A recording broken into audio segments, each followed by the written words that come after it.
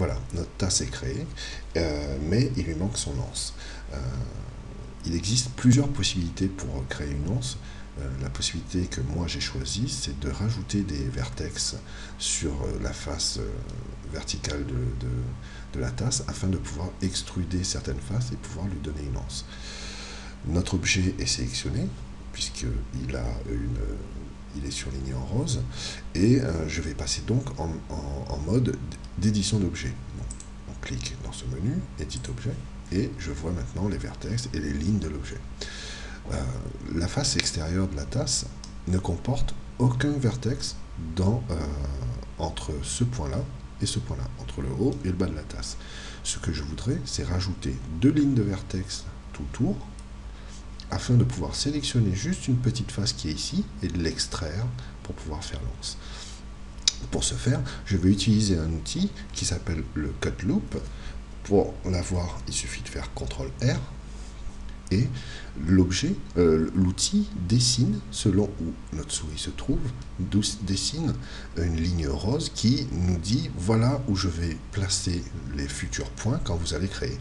Donc si je la déplace là, on est à l'intérieur, là on est à l'extérieur, mais si je la déplace ici par exemple, il me dit voilà, je peux vous rajouter une ligne de points verticale qui ne servirait pas à grand chose dans le cas présent, mais c'est une possibilité. Donc je bouge ma souris jusqu'à obtenir l'endroit approximatif où je veux ma ligne de points. Je clique avec le bouton gauche de la souris. Il m'a créé mes points, mais pas encore. Je peux maintenant, il me dit maintenant que vous avez créé les points, où je dois les placer exactement. Nous allons les placer ici à peu près.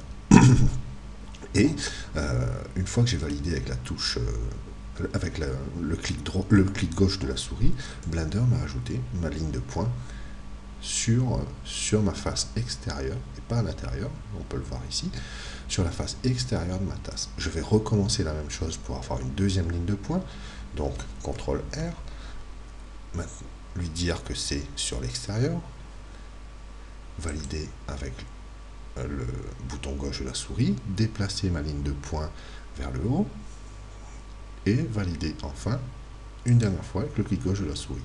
Blender m'a rajouté ma deuxième ligne de points. Hop, je vais sélectionner une face parmi toutes celles qui ont été créées.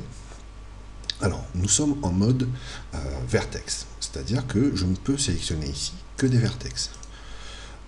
Ce qui serait agréable, c'est pouvoir sélectionner une face et travailler avec.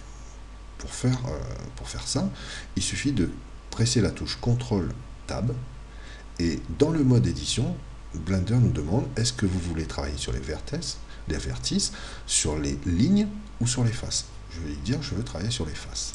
L'affichage change légèrement et Blender nous a rajouté un point noir au milieu de chaque face que comporte mon objet.